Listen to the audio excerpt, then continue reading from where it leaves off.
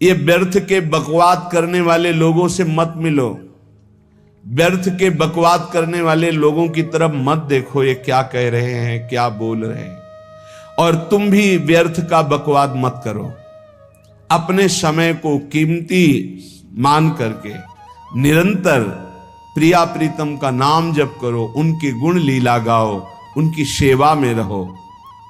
कभी प्रपंच की बातें, कभी प्रतिष्ठा का चिंतन, कभी नाना प्रकार के मान सम्मान का चिंतन, ये घुसने ना पावे हृदय में। बहुत सावधान रहना चाहिए साधक को। ऐसी बातें देखो मत, ऐसी बातें सुनो मत जिससे तुम्हारा हृदय उद्विग्न होकर प्रभु का चिंतन छोड़ दे। बंद करो अभी।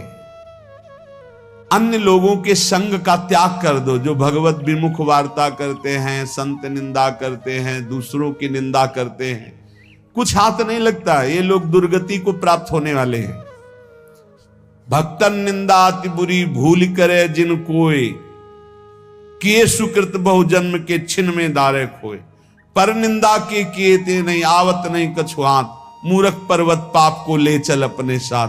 तो अलम कश्यापि संगत्या, ऐसा संग मत करो जिनके पास बैठने से भक्त निंदा, जन निंदा, भगवत निंदा हो। ऐसे से दूर रहो। अलम बंद कर दो ऐसे लोगों का संग। रात दिन हम श्यामा श्याम का नाम जप करेंगे, श्यामा श्याम के लीला गुण गाएंगे, श्यामा श्याम के ही धाम का शोभा का चिंतन करेंगे। जब तुम अपना जीवन श्यामा श्याम के चरणों में न्यौछावर कर दोगे तो पूरा भार श्यामा श्याम ले लेंगे और तुम्हारे हृदय में मस्ती आ जाएगी। जो ऐसा निश्चयी होता है, दृढ़ निश्चयी, उसके अंदर दृढ़ विश्वास, तो उसके हर समय भगवान की स्फूर्ति होती रहती है। भारी प्रतिकूलता में भी भगवान का सानिध्य अनुभव होता है। वो अनुकूलता में तो भगवान के दुलार को देखता है, लेकिन प्रतिकूलता में भगवान की विशेष कृपा को देखता है। ये संयोग, ये वियोग, संसार की ये द्वंद्वमयी वृत्तियां भक्तों के हृदय में नहीं चुभती। आए की हुज्जत नहीं, गए की तलाश नहीं, क्योंकि नित्य संयोग भगवत स्मृति के प्रभाव से प्रभु का रहता है। शोक, विषाद बहुत ध्यान देने योग्य विषय है। तभी लोगों को ऐसा लगता है कि ऐसा कैसे हो सकता है। भक्त के चरित्रों को जब सुनते तो लगता है ऐसा कैसे हो सकता है, ऐसी परिस्थिति में भी ऐसा कैसे हो सकता है। क्योंकि तुम मानसिक बुद्धि से युक्त हो और वो भागवतिक स्थिति से युक्त है, इसलिए तुम उसको पार पा ही नहीं सकते। जब तुम अपना जीवन श्यामा श्याम के चरणों में समर्पित कर देते हो हृदय से, फिर उनकी कृपा से सब विघ्न दूर हो जाते, एक अपार मस्ती रहती है। नहीं तो शोक, विषाद, दुख, क्लेश, कष्ट, संताप, भय, उद्वेग, ये सदैव सताते रहते हैं। इसी से डिप्रेशन होता है। बार बार नकारात्मक चिंतन, शोक, विषाद, दुख, चिंता, क्लेश, संताप, भय, उद्वेग, यही पूरे मानसिक स्तर को नष्ट कर देते हैं। उत्साहहीन जीवन हो जाता है। जब तुम श्यामा श्याम को समर्पित हो जाते हो तो ये सब प्रवेश भी नहीं करते, एक अपार मस्ती बनी रहती है। अब क्या होगा? श्यामा श्याम जो करेंगे वही होगा। श्यामा श्याम पता नहीं कैसा करें, नहीं, वो सदैव मंगल भवन है, वो जो करते महामंगल होता है। यह निश्चय उपासक के हृदय में आ जाना चाहिए। इसलिए अपना सारा मन, सारी बुद्धि, सारा जीवन, प्रत्येक श्वास प्रभु को अर्पण कर दो। फिर देखो तुम निहाल हो जाओगे। दुख, शोक, विषाद, क्लेश, कष्ट, संताप, भय, उद्वेग, ये उसी को व्यापते हैं जिसने अपने जीवन को प्रभु के चरणों में अर्पित नहीं किया। इसलिए तुम अपना सारा मन, सारी बुद्धि, सारा जीवन, प्रत्येक श्वास केवल प्रभु को अर्पित कर दो, फिर देख लेना। श्वास कैसे अर्पित की जाती? राधा राधा राधा। बुद्धि कैसे अर्पित की जाती? एकमात्र निश्चय कि भगवत सुख ही सुख है, ये जागतिक सुख सुख नहीं, ये दुख है, ये ऐसा दलदल है जिससे आज तक कोई नहीं निकल पाया। सारा मन, हम मन से केवल प्रभु का मनन करें, बार बार मन को संसार से हटा के नाम में, रूप में, लीला में, धाम में लगाएं। बहुत प्रसन्नता हो जाती है उस उपासक के हृदय में जो अपना मन बुद्धि प्रभु के चरणों में अर्पित कर देता। भगवान ने तो इसको बहुत उत्तम स्थिति बताया है कि मेरे से कभी वो अलग हो ही नहीं सकता यदि मन बुद्धि अर्पित कर दिया। मय्येव मन आधत्स्व मयि बुद्धिम निवेशय, तो निवश्य मयि एव अत ऊर्ध्वं न संशया। बिल्कुल संशय नहीं, वो मेरे में ही निवास करेगा जिसने मन और बुद्धि अपनी मेरे में अर्पित कर दी। बहुत प्रसन्नता रहेगी उस उपासक के जीवन में जो अपने आप को मन बुद्धि सहित प्रभु के चरणों में समर्पित कर दिया है। भगवान का आश्रय लेने वाले की पहचान है हर परिस्थिति में प्रसन्न रहना। देखो आप भगवद आश्रित हो कि नहीं, देखो अनुकूल परिस्थिति में तो सब प्रसन्न रहना, लेकिन प्रतिकूल परिस्थिति में प्रसन्न रहना ये भगवान के भक्तों का लक्षण है। हर परिस्थिति में प्रसन्न रहना ये भगवान के भक्तों का लक्षण है। आनंदगन भगवान का आश्रय मिलते ही आनंद छा जाता है हृदय में। उनके पास आनंद का अभाव होता ही नहीं है। जैसे सूर्य का प्रकाश उदय होते ही सूर्य का प्रकाश संपूर्ण अंधकार को नष्ट कर देता है, ऐसे ही भगवान का संपूर्ण आश्रय लेते ही सब दुख चिंता शोक नष्ट हो जाते, आनंद ही आनंद। तुम भगवान के मंगलमय रूप को नहीं जानते हो, पर उनके मंगलमय भाव को, विधान को मानना शुरू कर दो। जो भी होता है मंगलमय होता है। हमने जीवन में देखा है,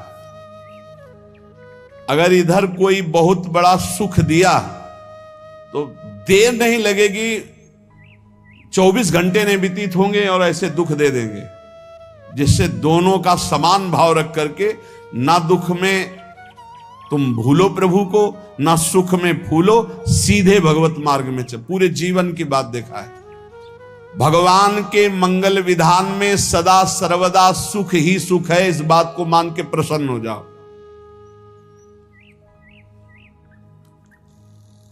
जब भगवान का भजन करने वाले की तन्मयता बढ़ती है भजन में,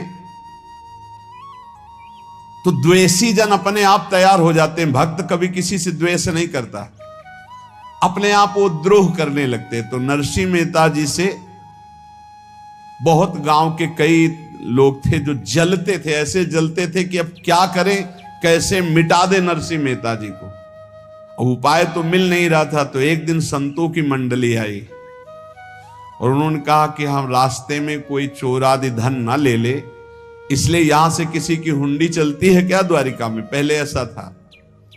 बोले हाँ, हमारे यहां बहुत बड़े सेठ हैं नरसिंह मेहता जी, पर आप कहोगे वो मना कर देंगे। कई बार कहोगे, अगर वो स्वीकार कर ले तो वहां। और उनका लक्ष्य था कि नरसिंह मेहता जी की तो खाने की भी सुविधा नहीं थी, हुंडी कहाँ की बात आई। उनका था कि जब वो ना कहेंगे तो संत जन नाराज हो जाएंगे, अगर हाँ कह दिया तो वहां हुंडी चुकेगी नहीं, तो संत जन अपने आप इनको शाप दे देंगे, अपराध बन जाएगा, ये नष्ट हो जाएंगे। संतों को भेजा नरसिंह मेहता जी ने, सबकी दंडवत की, चरण पखाड़े। तो उनका ये इतना रुपया है, द्वारिका में साधु सेवा हम करेंगे, वहां तुम्हारी हुंडी चलती है, तो आप अरे उनका आप कहाँ भूल रहे हो, यहाँ खाने की भी व्यवस्था। बोले हमें सब पहले से बता दिया गया कि आप मना करोगे, बार बार मना मत करो, हमें पता है। तो उन्होंने ठाकुर जी की तरफ देखा, बोले क्या लीला है प्रभु, संतों से हम क्या कहें, ये ले रुपए। उस समय स्वर्ण की मोहरें चलती थी, बेच के बाजार से खूब उन संतों को पवाया, उन्हीं संतों की सेवा की। और उनका अपने सेठ का नाम तो बताओ जहां हमें जाके हुंडी मिलेगी। सेठ, सावल सा सेठ। संत जन गए वहां, पूछा कि नरसिंह मेहता जी का जिन सेठ से परिचय, उनका नाम सावल सा सेठ, उनकी गद्दी कहां है? तो जो कुछ भक्त थे वो द्वारिकाधीश की तरफ संकेत करते कि वही हैं। बोले नहीं नहीं, वो सेठ है, उनकी गद्दी चलती। पूरी बाजार में कहीं कोई। अब संत जन एकांत में होकर के बहुत विचलित हुए, क्या हमारे साथ धोखा हुआ? नरसिंह मेहता जैसा संत क्या धोखेबाज हो सकता है? देखो, संशय तो बहुत विचित्र होता है। बड़े बड़ों को संशय हो जाता है। जब भगवती सती जी को संशय हो गया, राम जी को हे खग हे मृग हे मधुकर श्रेणी ऐसा पूछते हुए कि सच्चिदानंद कैसे हो सकते, तो किसी को हो सकता है, क्योंकि वो बुद्धि की अधिष्ठात्री देवी है। जो ही उनके मन में ऐसा आया कि क्या हमारे साथ धोखा हो रहा है, इतने में ही देखा जय हो सावल सा सेठ की। होगा सावल सा सेठ, तो देखा बढ़िया मुनीम जी उनके साथ, और सेठ बस्ता लिए हुए मुनीम जी, सरकार इधर से चलो। तो उनका सावल सा सेठ आपका नाम है? संतों ने कहा। बोले हाँ। बोले नरसिंह जी? हाँ। बोले आपकी हुंडी आ गई है।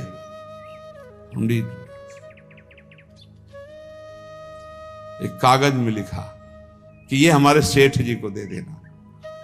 वैसे लोग मुझे माखन चोर कहते, कोई कुछ कहता, लेकिन आपने सेठ बना दिया। जब आपने सेठ बना ही दिया तो आप कभी परवाह मत करना दो। और ये सेवक आपकी सेवा में सदैव तत्पर है। भगवान ने ऐसा लिखा। जो भगवद आश्रित है, एक बार ये चलता रहता है, जो संत जन होते हैं उनके विरोधी अपने आप बन जाते हैं। किसी से कोई मतलब नहीं, अपने आप विरोधी बन जाते हैं। कबीरदास जी का पूरी काशी में यश था। भजन करने वाले महापुरुषों का यश बढ़ता है जब, तो जो भजनहीन होते हैं उनके हृदय में जलन पैदा हो जाती है, और वो उनको विविध प्रकार से फंसाना चाहते हैं, उनको कष्ट देना चाहते हैं। तो कबीरदास जी के यश को भूमिल करने के लिए कुछ ब्राह्मणों ने एक रचना रची। मुड़ मुड़ा के कबीरदास जी के शिष्य बन करके पूरी काशी के सब आश्रमों में निमंत्रण दे आए। कल भंडारा है, संत सेवा है, सबने स्वीकार किया। कबीरदास जी अपनी दिनचर्या करके निकले तो संत मंडली आने लगी। बोले कै बजे सेवा है? साधु सेवा। बोले कौन सी साधु सेवा? बोले कल आपके शिष्यजन निमंत्रण दे के आए, पूरी काशी के सब संत आ रहे हैं। कबीरदास जी ने कहा यहाँ तो एक की भी व्यवस्था नहीं, पूरी काशी के संत आ रहे। अच्छा, समझ में आ रहा है, लीला बिहारी तुम लीला करना चाहते हो। गए अपना निकल गए गंगा किनारे, एक झाऊ के नीचे बैठकर अपना भजन ध्यान में मगन है। 11-12 बजे तो उन्होंने देखा संतों की मंडली, काशी तो बहुत। कबीरदास जी ने देखा कि आश्रम की, तो बोले पता नहीं क्या होगा, चलो चलते हैं। तो ऐसे गमछा वस्त्र करके ऐसे डालकर मुंह ढक करके, वहां बड़ी बड़ी पंगत लगी थी। कबीरदास जी सबको पाओ जी पाओ। कबीरदास जी के रूप में स्वयं भगवान पाओ जी पाओ। कबीरदास जी ने कहा अच्छा, जब स्वामी परस रहे तो हम भी बैठ के पा ले। तो जब उसी पंगत में बैठ गए अपना कपड़ा ढक करके, और जब मोहरे की दक्षिणा दे रहे थे सब लोग कि वाह कबीरदास जी ने आज तो साधु से। सबको जब कबीरदास जी के सामने आए तो ऐसे मुंह ढके, बोले देखो जो मेरा होता है उसे मुंह छुपाना नहीं पड़ता, मुंह ढकला नहीं पड़ता। लो दक्षिणा, तुम भी दक्षिणा लो। कबीरदास जी को कबीरदास जी दक्षिणा दे रहे, और वो कबीरदास जी है भगवान, और ये पाले वाले कबीरदास जी है भगवान के जन। कभी भगवान अपने, अरे जमाने जोर लगा ले, कितना जोर लगाएगा, भक्त और भगवान का झंडा कभी न झुकने पाएगा। बिल्कुल चिंता, शोक, भय, उद्वेग रहित जीवन भगवत आश्रित। तुम भगवान के मंगल विधान में सदा सर्वदा प्रसन्न रहो। अब ये विचार कर लो कि भगवान जो करेंगे तुम्हारा मंगल करेंगे। अब थोड़ा ऐसा बीच में लगता है कि अमंगल हो रहा है क्या, लेकिन पक्का समझो बहुत बड़ा मंगल उनका विधान होता है। बहुत ही उत्तम मंगल होता है भगवान के शरणागत का। भगवान हमारे विचारों वाले नहीं हैं, हमारे विचार प्राकृतिक है, भगवान के विचार चिदानंदमय हैं। वो अपने विचार से हमारा मंगल करते हो, हम अपने विचार से मंगल चाहते हैं। भगवान के विचार से मंगल ही हमारा होगा, इसलिए कभी हमको चिंता शोक भय नहीं करना चाहिए। भगवान की ओर से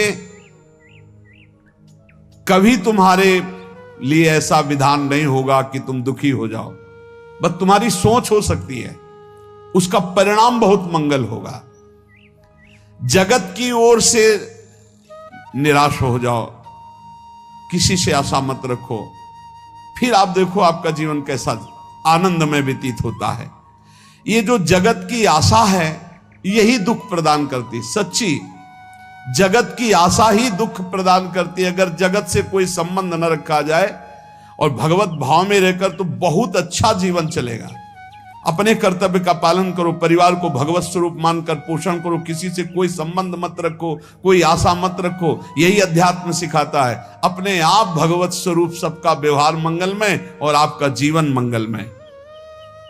अपने घर में ऐसे रहो जैसे किसी अतिथि के घर में रह जाता है, चलना है यहां से जाना है। कौन रहता है अपने घर में अतिथि की भांति? भगवान का भक्त। जाना है यहां से, अपनी प्रिया प्रीतम के पास जाना। ये हमारा घर नहीं है, यहां तो हम समय व्यतीत कर रहे हैं, अपनी आयु व्यतीत कर रहे हैं भगवत आराधना करते हुए। हमें जाना है प्रिया प्रीतम के पास।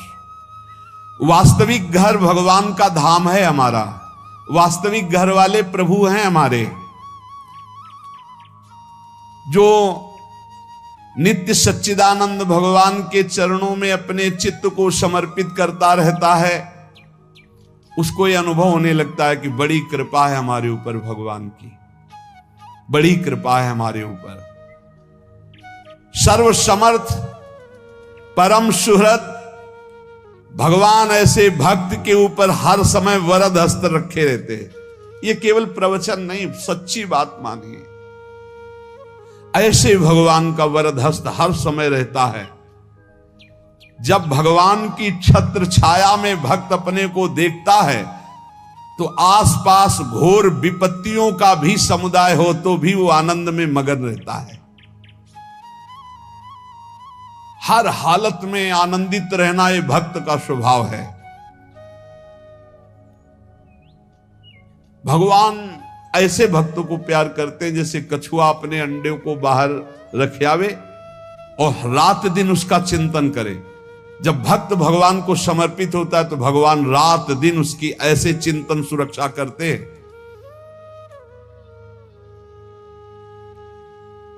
अभय, ये दैवी संपदा का पहला गुण है।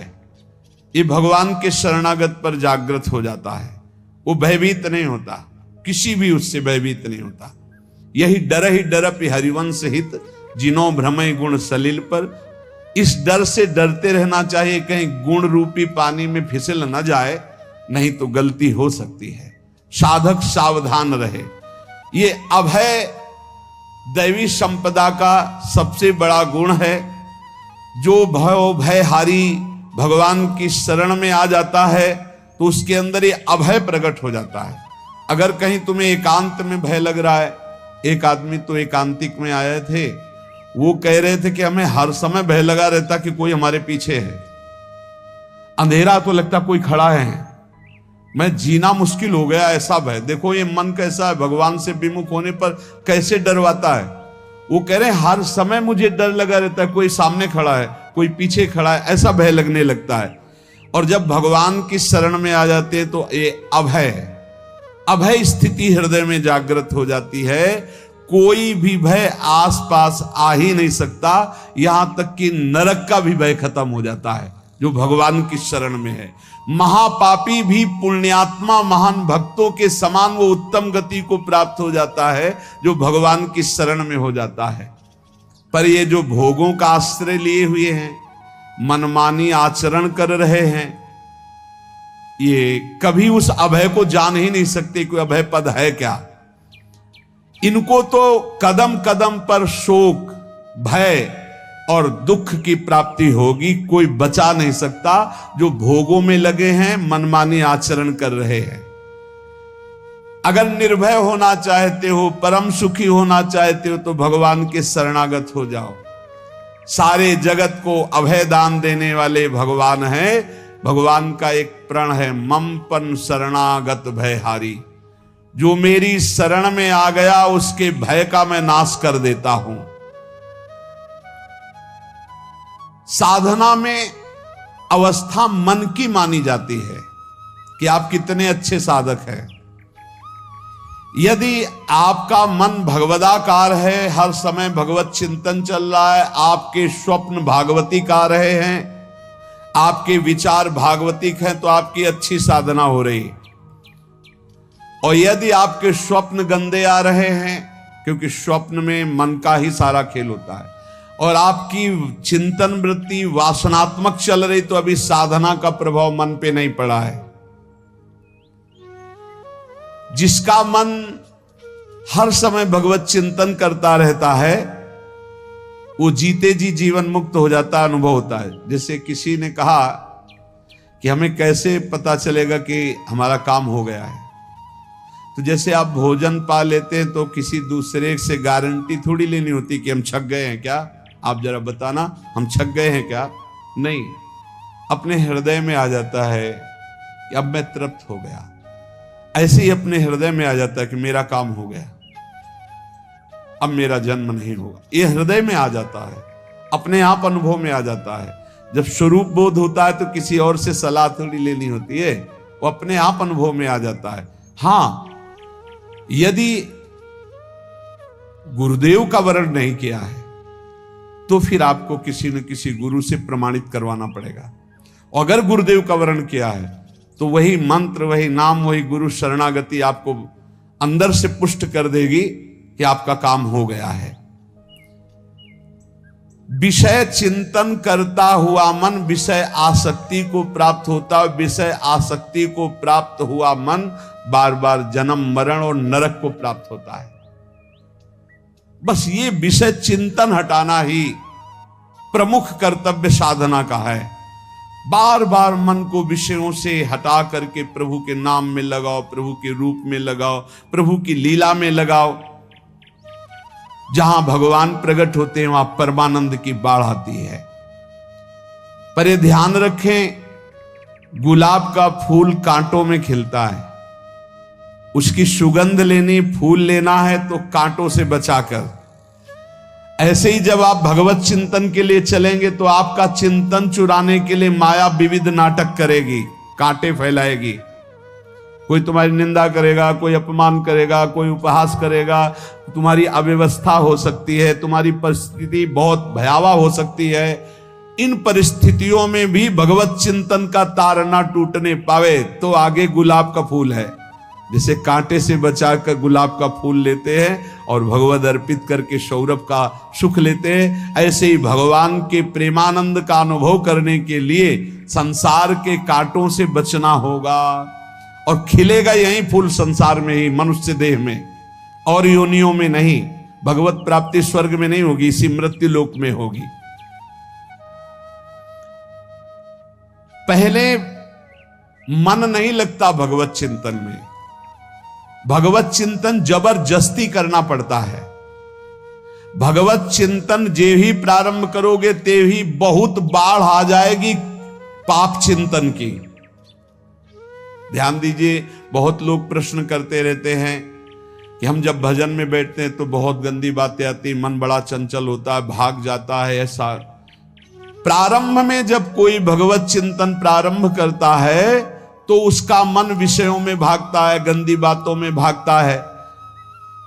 अब लोग कहते पहले तो हमारा चिंतन बढ़िया होता था, अब चिंतन नहीं होता। तो कोई सिद्ध पुरुष थोड़ी हो गए, तुम्हें जबरदस्ती चिंतन करना होगा। जगत के प्राणी में जहां मन जाए तो इसमें भी भगवान, पदार्थ में मन जाए तो उसमें भी भगवान। जहां जहां मन जाए वहां वहां भगवान देखो, या मन को हटाकर नाम मंत्र में लगाओ। ऐसे भगवत स्मृति जागृत की जाती है। बार बार प्रयास करना होता है।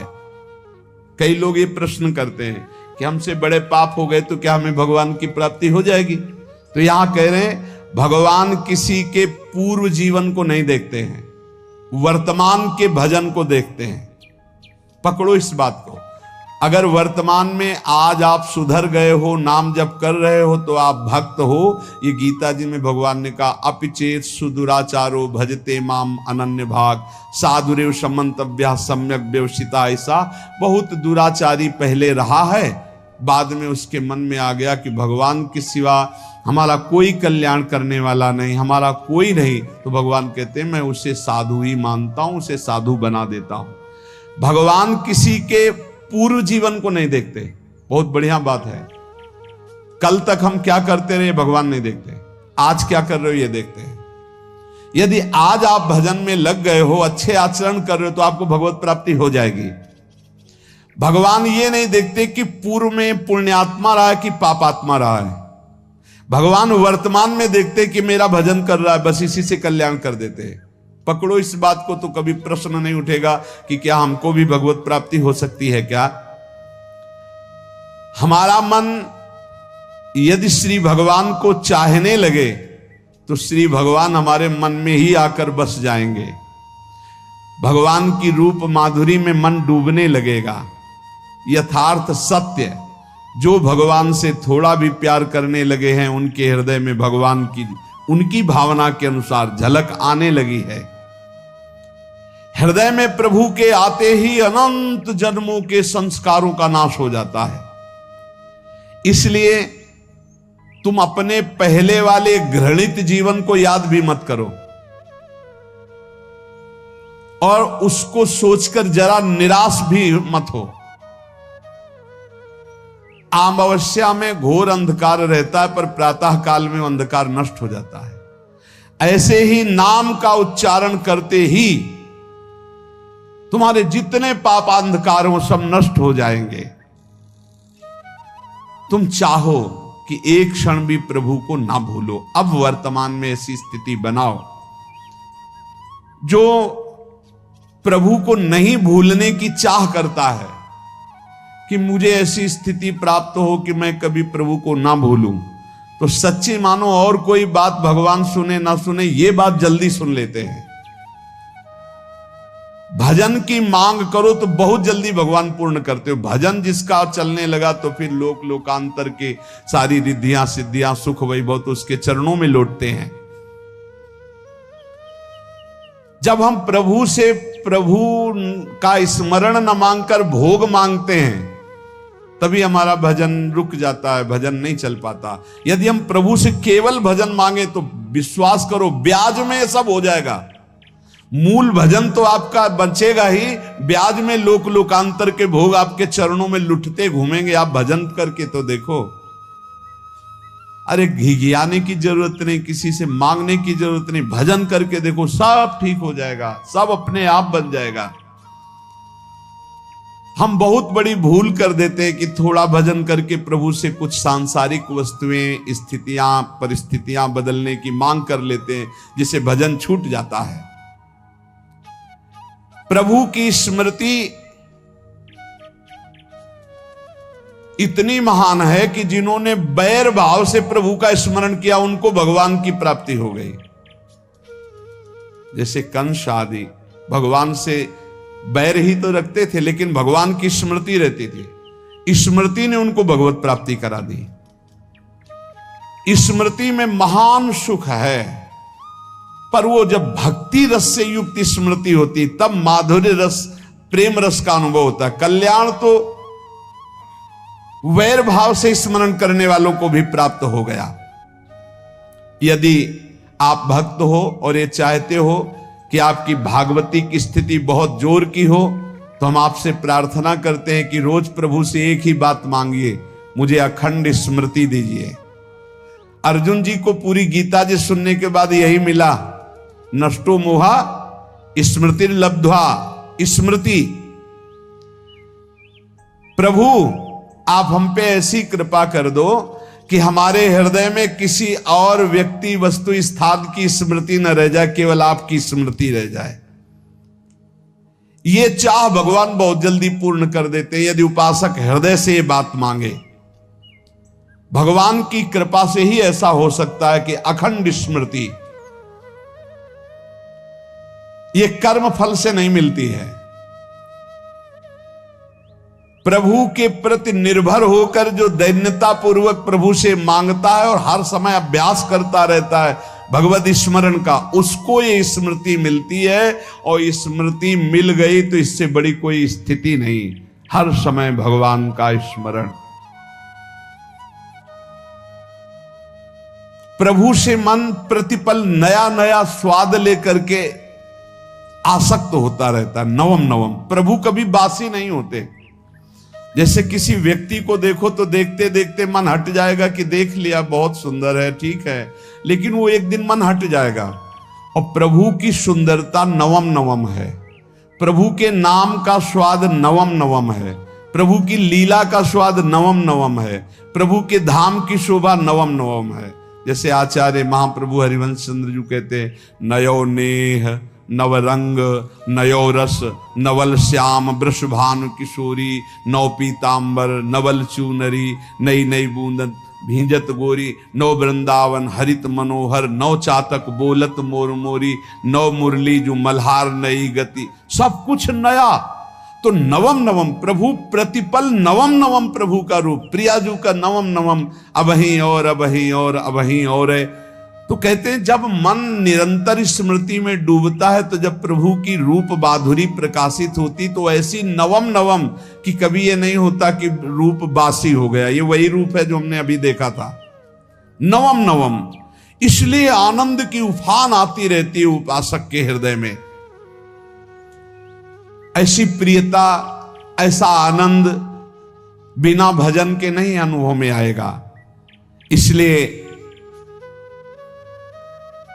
तुम विश्वास करो, तुम्हें बहुत सुंदर सुख मिलने वाला है, आगे अपार सुख मिलने वाला है। ये थोड़ा दुख का समय काट लो, जब तक जीवन है ये दुख सुख की लहर आती रहेगी, आप इसको सह जाओ, आगे बहुत आनंद है, विश्वास मान लीजिए, बहुत आनंद है।